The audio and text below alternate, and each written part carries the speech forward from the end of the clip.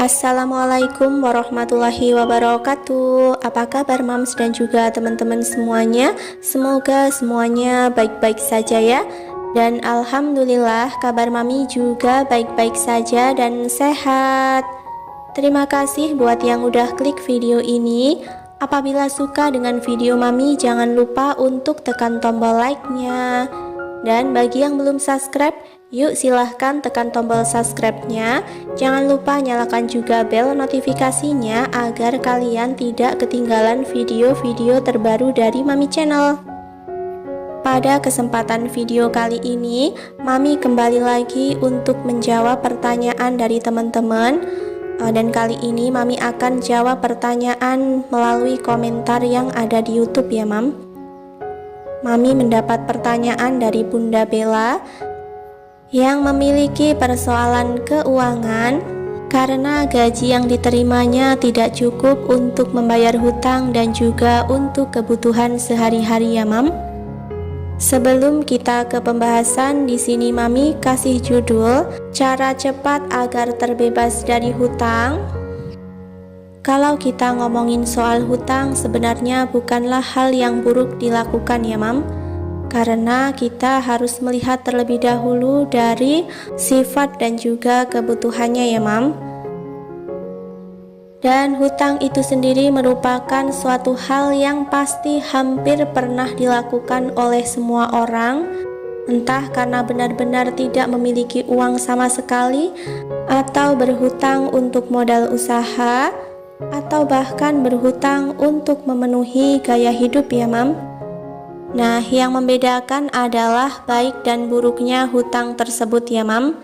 Meskipun demikian, dalam berhutang sebaiknya harus mempertimbangkan terlebih dahulu apakah di kemudian hari akan dengan mudah membayar atau melunasinya.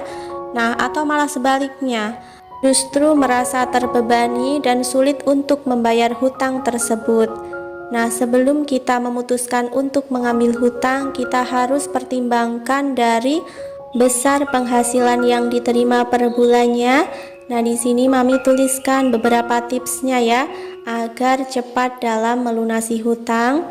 Yang pertama, kita harus melakukan pencatatan keuangan. Jadi kita pisahkan ya Mam, berapapun penghasilannya kita bagi untuk kewajiban kita dahulukan ya Mam. Seperti untuk membayar angsuran, tagihan, membayar listrik, biaya sekolah anak, dan lain-lain. Lalu setelah itu kita tuliskan untuk kebutuhan. Kita mulai dari kebutuhan yang pokok terlebih dahulu. Setelah kita rinci seperti itu, selanjutnya kita tetapkan strategi untuk membayar hutang ya Mam.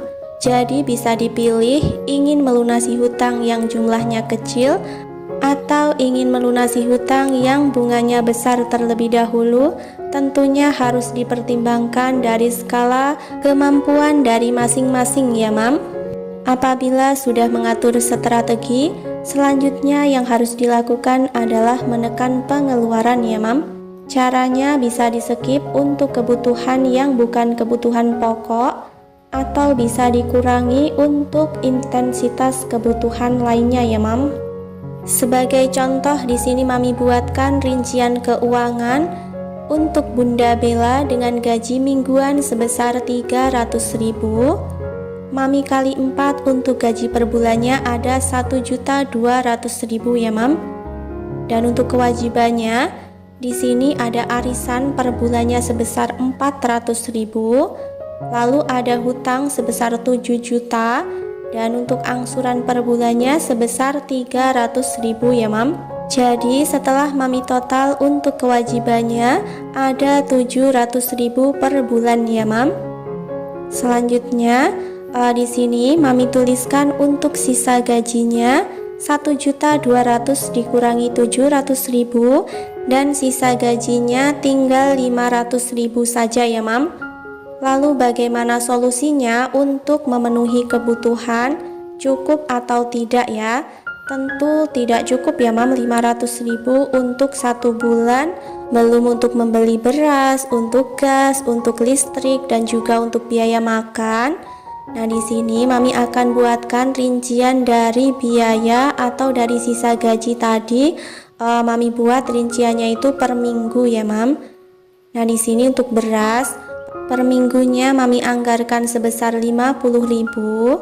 Lalu untuk gas, Mami anggarkan 20.000 di minggu pertama dan nanti beli gas lagi di minggu terakhir ya, Mam. Selanjutnya untuk listrik di sini Mami anggarkan 20.000 per minggu dan untuk air 20.000 juga. Lalu untuk kuota Mami anggarkan 20.000 per minggu. Kemudian untuk bensin Mami anggarkan 20.000 juga, dan untuk biaya makan di sini Mami anggarkan sebesar 60.000 per minggunya ya, Mam. Jadi bisa belanja sayur yang sederhana saja menunya ya. Selanjutnya di sini Mami total untuk biaya kebutuhan selama 1 minggu itu ada 210.000 ya, Mam. Dan untuk sisa gajinya ada 290.000. Nah, ini bisa digunakan untuk 1 minggu berikutnya ya. Jadi di minggu kedua di sini Mami anggarkan sama sebesar 210.000. Berarti masih ada sisa gaji ya, Mam. Dari 290 dikurangi 210.000, sisa gajinya masih ada 80.000. Nah, untuk sisa gajinya ini bisa digunakan untuk dana darurat 60.000. Lalu jangan lupa untuk bersedekah. Misalnya di sini Mami tulis sebesar 20.000 ya, Mam. Lalu bagaimana untuk kebutuhan di minggu ketiga dan juga untuk kebutuhan di minggu keempat? Di sini Mami kasih sedikit saran ya, Mam. Jadi bisa memilih antara nomor 1 dan juga nomor 2. Nah, untuk nomor 1 Mami sarankan untuk mencari penghasilan tambahan.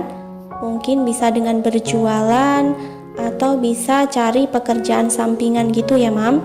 Dan untuk saran yang kedua ini lebih gampang dilakukan, yaitu dengan cara tidak mengikuti arisan. Jadi uang arisan sebesar 400.000 dibagi 2 dan digunakan untuk menutupi kebutuhan selama 2 minggu ke depan ya, Mam. Lalu untuk kekurangannya bisa mengambil dari dana darurat di atas ya, Mam. Sebenarnya untuk arisan itu bukanlah kewajiban yang wajib diikuti. Apabila hal itu menjadi beban pengeluaran, maka bisa di-skip terlebih dahulu ya, Mam. Sekian dulu video Mami pada kesempatan kali ini. Semoga apa yang Mami bagikan di sini dapat bermanfaat. Dan sebelum berpisah, Mami mohon maaf yang sebesar-besarnya apabila ada salah-salah kata. Akhirnya, wassalamualaikum warahmatullahi wabarakatuh.